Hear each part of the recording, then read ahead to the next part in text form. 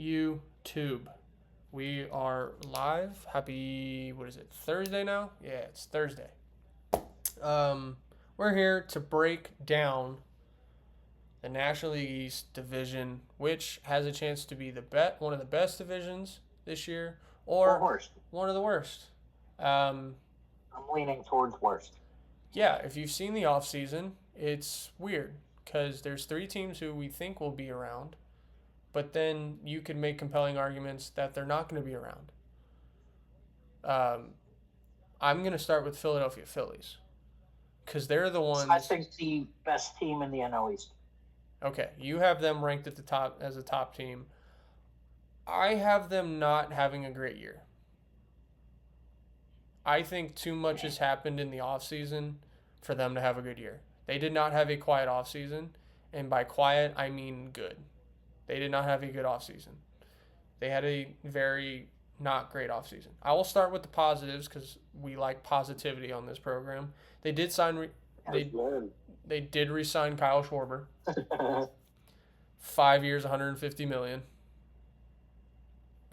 That a boy Kyle, way to get paid. Might have been underpaid, but that's not here nor there. They brought back Jose Alvarado, which if he's done, which if he's done doing PEDs, he should be good to go. And they signed Brad Keller to a multi-year deal, who's going to be kind of their setup guy. Now, there must be steroids and macaroni. Exactly. Maybe he just ate a shitload of macaroni. Yeah, you know, that'll do that to you. The Phillies offseason was kind of this, though. They pissed off their best player by calling him not elite anymore. They traded their best situational... You know, Chris, say that again? Come to Pittsburgh. We'll call you whatever you want. They traded their best situational lefty. They let their starting center fielder from a year ago walk and sign for cheap somewhere else when they could have signed him back for cheap. I didn't get that one. Yep. The Bo Bichette situation. Bo Bichette kind of led them on, and they fell for it, hook, line, and sinker, and he went to the Mets. And then they told JT he's now their second best option behind the plate. Then they waited till the catching market went to shit to then re-sign and overpay what they called a second best option. And he's now their starter once again this year. Then on top of that... He's their best option. I don't know where the hell they were getting second best from. Look, the front office, I mean, they started... That confused me. Yeah, granted, I'm not hard to confuse. Some people need to learn to shut the fuck up, and their front office has not learned that. Yeah. And then the whole Nick Castellanos situation, and he is now in San Diego. Exactly. So all of that has me leading my direction of saying the Phillies are 86 and 76 and third in the NL East. Maybe second depending on what the Braves are, because that's a whole situation. You're going to be that good? This just too much shit is happening. The front office can't shut up. They didn't make enough moves for me to go, yeah, cool. When is Zach Wheeler getting back? I don't know. Like, their projected lineup is solid. Like, you have... Because I know I'm good shit for not using the filtered water. Leave me alone. Kyle Schwarber obviously is going to DH them. Trey Turner is going to hold down short. You have Bryce at first. Adolis Garcia will be in right. Alec Boehm, Brandon Marsh, JT Realmuto, Bryson Stott. And their top prospect, Justin Crawford, who I think is going to be solid. He's having a good spring to start the year. But, yeah. But, I mean, here's their rotation. It's Christopher Sanchez, who broke out last year. Jesus Luzardo, who's a strikeout machine. But then it gets weird. Aaron Nola hasn't had a good couple of years. He hasn't been as good as he usually is. Taijuan Walker, I mean, are we really going to rely on him to be a guy for your fourth day? And then a top prospect on the mound that the Phillies don't know if he's going to be good or not, and Andrew Painter. Because according I to their think he's going to be good. front. Maybe I should be in their front office. Yeah, according to their front office, he's too inconsistent for what they want out of one of their top prospects. I don't know. Make it make sense. And then Zach Wheeler, how long is he going to be out? Because he had a pretty serious injury that doesn't necessarily come. Again? Say that again? He didn't have Tommy John, did he? No, he had that blood clot situation. Oh, yeah, that's right. And it was pretty brutal to the point where there's like no timetable on him coming back. Because those kind of injuries don't really happen all the time. So, yeah, I don't know. Their bullpen's weird. You have Duran closing it, which is great. You have Brad Keller and Alvarado, your 7th and 8th. But then it gets weird. Kyle Backus, that weird sidearm lefty. Jonathan Bolin, maybe. Tanner Banks, and Ryan Kirkering, who forgot how to play baseball like 6 months ago against the Dodgers. Okay, we all forget things sometimes. Yeah, so I don't know. I don't look sometimes at I forget to wipe, but that's a little different. A lot different. It's a little different situation, you know? It's just, yeah, the roster looks nice, but too much distractions. And like Jason said, their front office just decided to be very loud in public about how they felt about their team. And it just has a feeling where they're going to be sellers, and this is not going to be a good year for them or the year that they want. It's just, it doesn't look good for me. I don't know. Bobby, what are your thoughts on the Philadelphia Phillies? I think they have the pieces offensively to be just as good, but it's all going to depend on kind of where's your expectation for that pitching staff versus what the reality is going to be. Mm-hmm. Their issue last year that I saw was a shaky bullpen. They really didn't do anything to better that. No. But they were able to outscore their problem a good bit of the time. Like, they struggled a lot in close games where the bullpen relied. Mm-hmm. But they also had their stretches where they could just put up 5-6 runs and win 6-4, 6-5, 5-4. Yeah. And a mediocre staff could get the job done.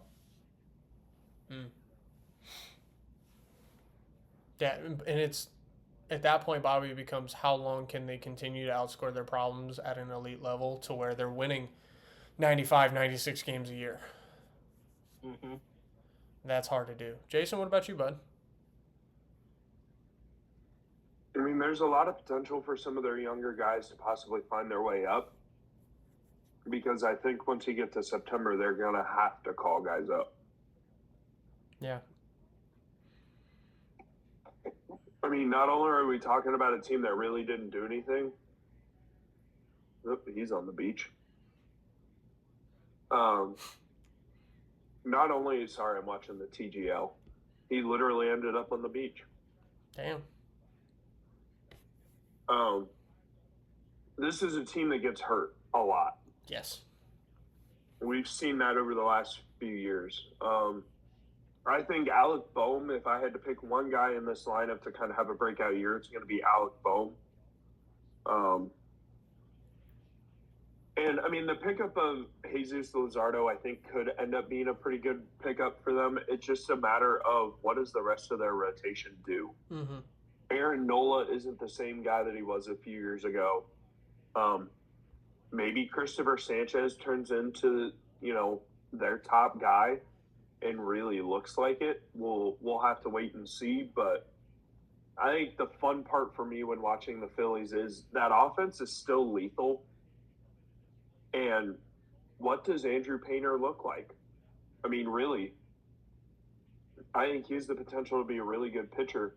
But what do we get out of him? Yeah. I think they finished 3rd or 4th in the NL East. Yeah, I'm with you on that one. I just don't see it. I really don't. I don't know why, but I don't look at it and go, yeah, this is going to be a great year. They're going to make another World Series run.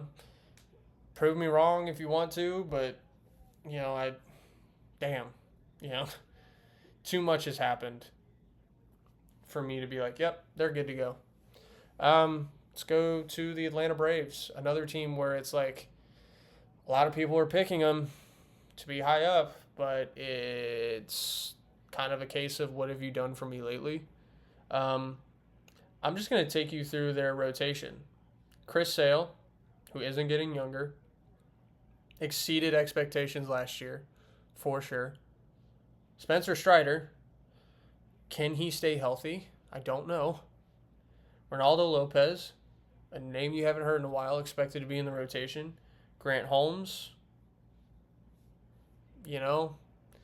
how long can he be a rotation guy? And Hurston Waldrop, who is their top young prospect. They could go Bryce Elder. They could go Schwellenbach, which is a hell of a last name to have. He's injured. But you look at that, and it's just like, I don't know how many of those guys are going to be healthy.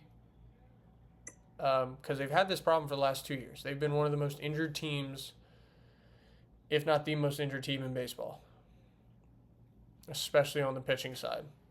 I think the only team that's been more injured than them on the pitching side has been the Dodgers.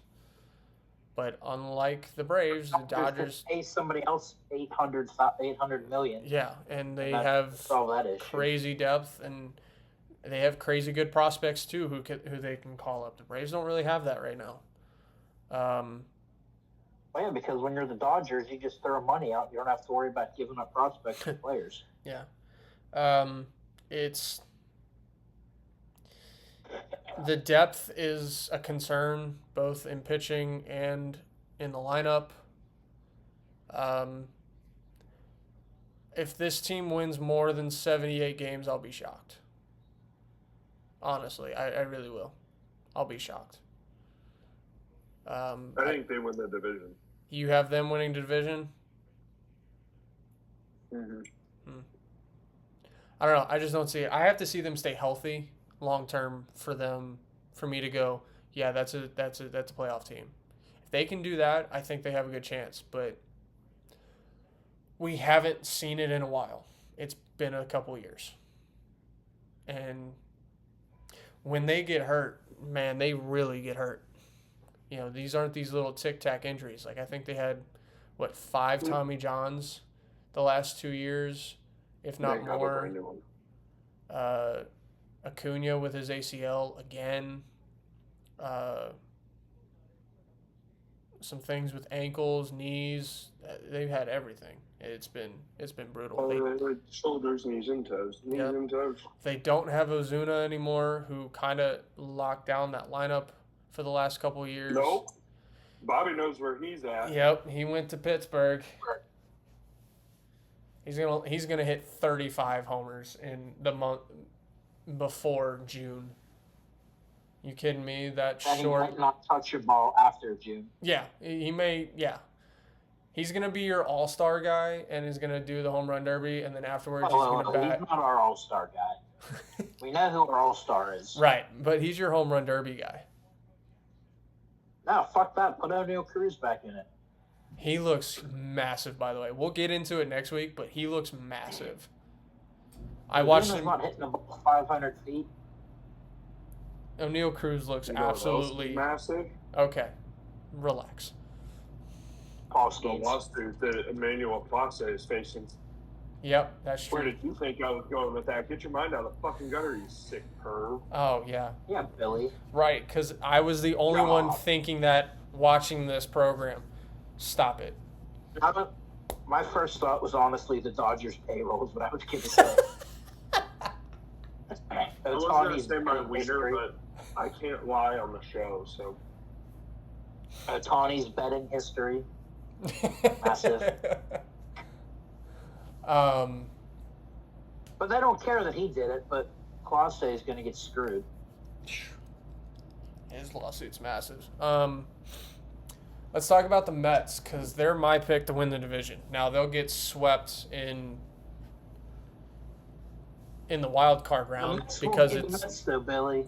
they'll be hot, then they'll just be on a cold streak, and next thing you know, they're not in the playoffs. Right, and that's why I think they're gonna make it. They're gonna win the division. They're gonna get to the wild card and get swept by somebody because it's the fucking Mets. True.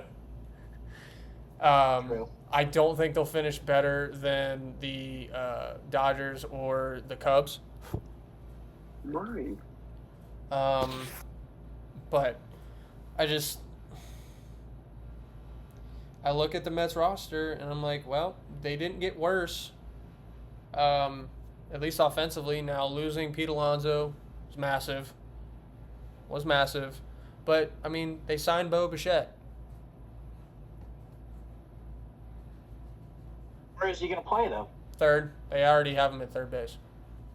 Oh, okay. They've already established he's going to be there. I mean, Francisco Alvarez, he's not a catcher. They need to stop with this whole catching nonsense. They need to put him at DH and keep him there because Luis Torrens is way better defensively than he is, gives him way better chance behind the plate, and calls a phenomenal game. I think keep Alvarez away from catching, maybe make him a first baseman because he's not a catcher. He's just not. He's probably, and I'm going to get probably heat for saying this by Mets fans, but he's fucking lazy behind the plate. He really is. I'm sorry. Fans have no room to talk, though.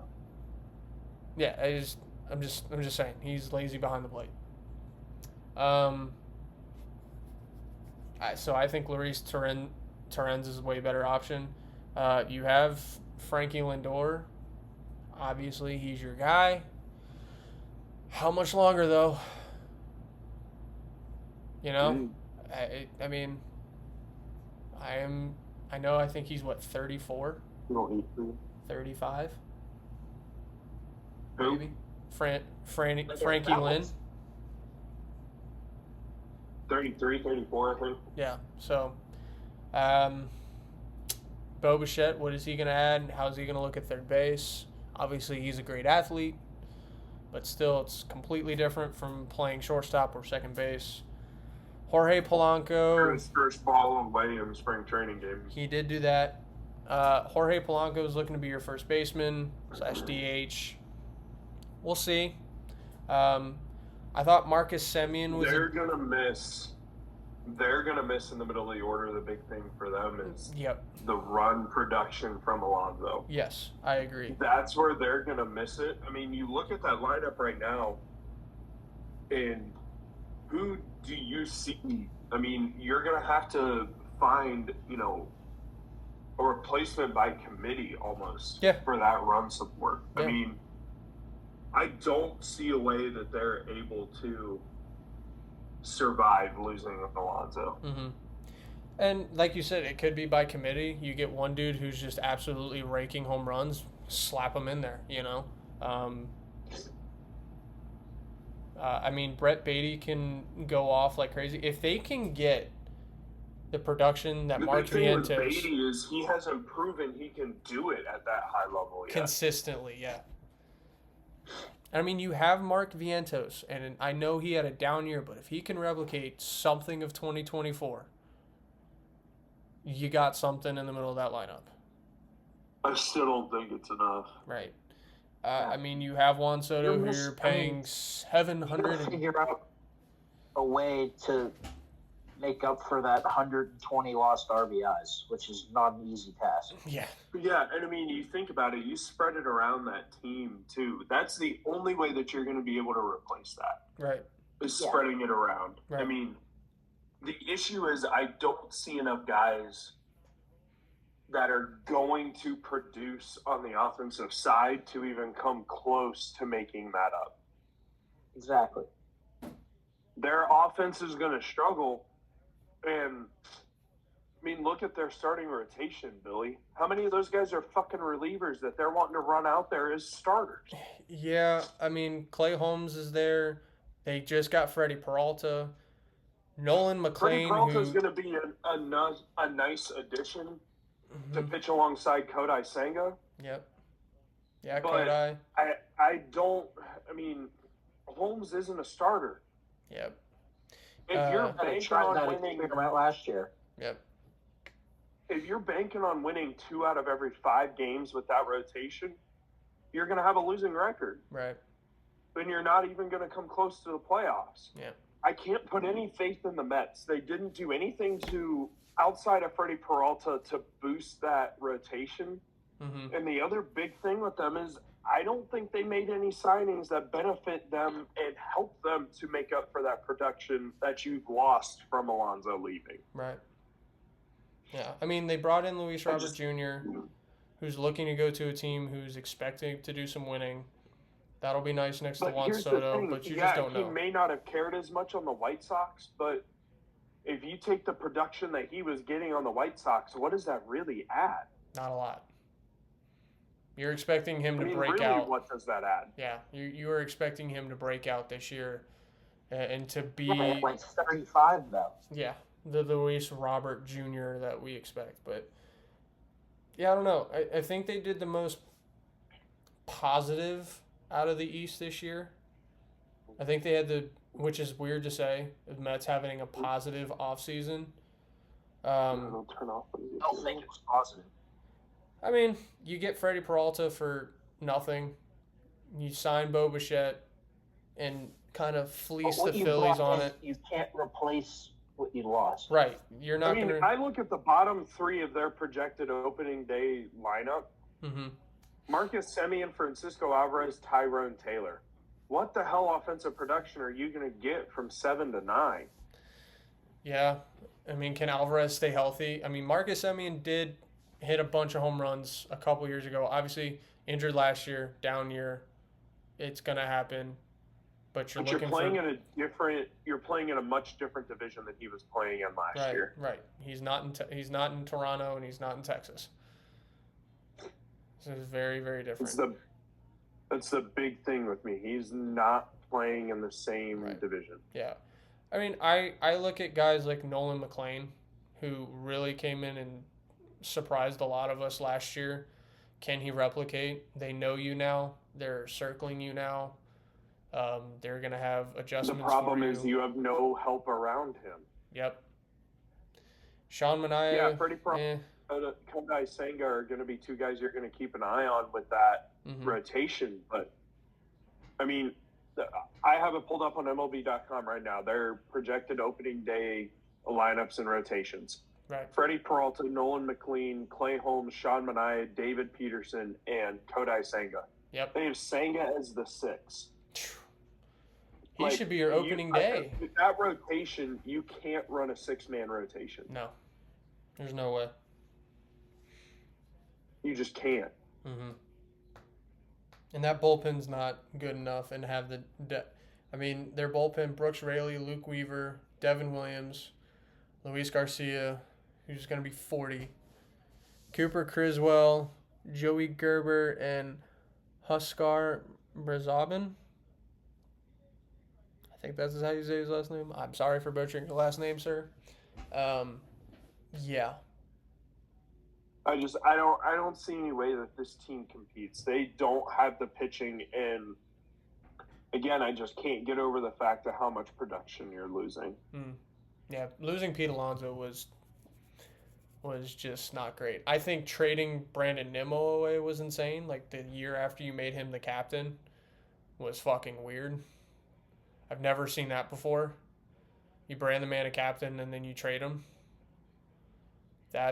I don't know if that's ever happened in the history of ever in baseball. Jeff McNeil, I think his time was done anyway, and Edwin Diaz went to the Dodgers, which any older relief pitcher will do who still has something in the tank, unless your name is Aroldis Chapman. I don't know. I have them at 92 wins, just because I don't think our division is that good. But I have them more around 85. Okay. Well, let's look at the Marlins. Because I just think when you look at the Mets and Braves, there's way more upside with the Braves than there is the Mets. Okay. But let's look at the Marlins. Had one of their best years. Had a surprisingly great year last year.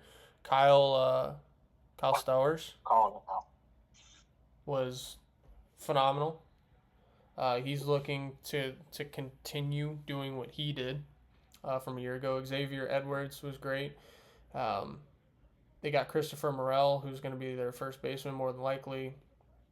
Again, a lot of young, talented guys, and they're just kind of looking to take that next step. The rotation is interesting. You have Alcantara. I think this is his last year on his current deal. We'll see how that progresses. Yuri Perez, we know what he is. Max Mayer, Braxton Garrett, and they signed Chris Paddock, a veteran right-hander with a pretty good changeup. But I think Paddock ends up being their number 2. yeah, Yuri Perez is good, but Paddock has proven he can do it in a much tougher division in the AL Central. yes, he's been in those big moments in big games. You'll have John King. They signed him recently, left-handed. They got that lefty in the bullpen. Pete Fairbanks will be their closer. You have Anthony Bender, Tyler Phillips, who had a pretty good year. They're going to be able to use it closer. It's going to win. Yeah, and then Calvin. Yeah, I think they're going to be around like 90, 95 losses. Yeah, I think they kind of take a step backwards. I can see them trading Alcantara. Probably Paddock becomes trade bait to a contender to get more prospects. But I thought they had a good year last year. We're talking about the Marlins, right? Yeah. Mm-hmm. You have a big piece you can use as trade bait if you can figure out a team that would want to take the risk with Alcantara. Right. But Alcantara needs. Big thing for him is the injury history. Yeah. Exactly. And he did not have That's a good year last year. That's more of if a team wants to take that risk. Right. And he But then again, it may not be a haul of what you want, but it may be kind of a risk you take if you're the Marlins. Yeah. Yeah, I mean, the only thing for them is I think their starting rotation is going to be the major strength of this team. They're going to play a lot of low-scoring games and maybe be able to pull some of those out just with this rotation. I mean, Alcantara, Perez, Meyer, and Paddock, and Braxton Garrett has proven that he can do it at a pretty good level for a 4 or 5 in a rotation. Yep. Like, I see this rotation being decent, but I just don't know if they have the offensive run support. No, I don't think they do. And with a guy like Fairbanks at the back end of that bullpen, if you can get to that 9th with the lead, he's going to shut a lot of games down. Yep, absolutely. Yeah, the issue is going to be once you take the starter out, who do you have in that bullpen outside of Fairbanks? Right. Yeah. Right. Yeah, I mean, I think their ceiling is probably 80 wins. I think they're going to be around 70 to 80 wins again this year. I think they kind of replicate the win-losses from a year ago. Big thing for Marlins fans and the Marlins organization, I think for a lot of their young players is just seeing more growth and more development and more maturity. And for their vets to come in and make an impact on those young players in a positive way. So it's just a big thing for them. Yeah. And then the Washington Nationals. 60 wins. If they're lucky. Yeah. I mean, and just a fire sale at the deadline, that's essentially what I expect. If anybody even wants any of those guys, the big question is going to be, do any of them produce enough to even bring anything back for them? Yeah, I mean, it's going to be one of those years where you're going to be asking a lot of these young guys to finally step up. And entirely new front office. The only thing that didn't change was the owner.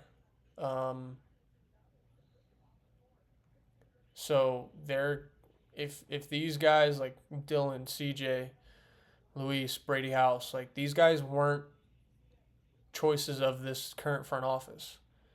These are guys that were there under the last regime.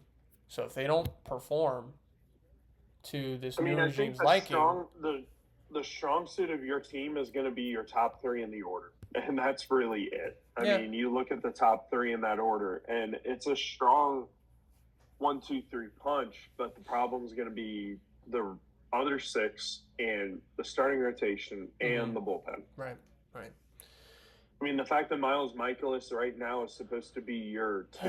Dude, and he had, a 7 ERA last year? Dude, I don't know. Yeah, I don't want to talk about it. That was like, what the fuck are we doing? You know, I would rather send you out there, Jason. I'd probably have a 9 ERA. I mean, 7, 9, fuck's the difference? We're going to get our asses kicked anyway anytime that starter goes out there for his 5th day. Fuck. Let's just have 70 poop coming in there. They're going to drill that. I mean, let's just have a pick-a-fan a day at that point. Like, fuck. That'll get some people to the ballpark. I'll sell some tickets. Pick-a-fan. Let's throw Chance. Fuck it. Yeah, I'll throw Chance out there. Might as well. But, yeah, no, our rotation looks just miserable. I need Chance to hit because he did get a hit off of Tim Herron. He did. He does have... I don't think he gets a hit off Timmy Herron now, though. No. Oh, no shot. No chance. No, our rotation and bullpen are absolutely just... Other than Cade Cavalli and Brad Lord, I do like Brad Lord. He was our breakout last year. We'll see if he continues that. I love his story, though. Oh, he yeah, was about to be working at fucking Home Depot. Yeah, it's epic. Like, oh, you Chuck? Yeah, come play baseball. I will say during spring training so far, Matt Mervis has looked really good. CJ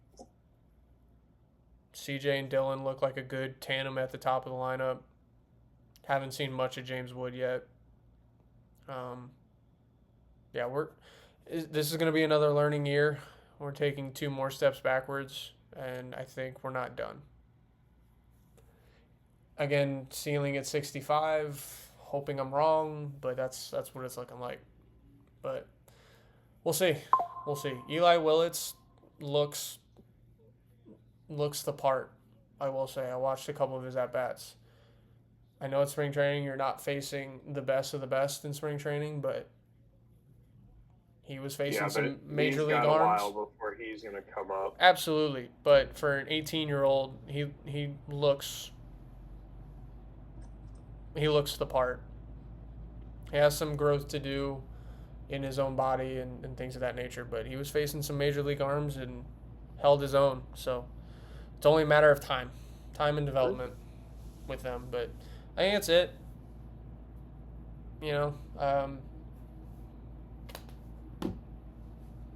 for the NL East, I think it could be probably the weakest or second weakest division in baseball this year, which we haven't said in a while. It's been a while since the NL East hasn't been very good, but anyway, we will let you enjoy the rest of your beautiful Thursday. It's starting to get warmer out there, hopefully. I know East Coast just got dumped with snow. Huh?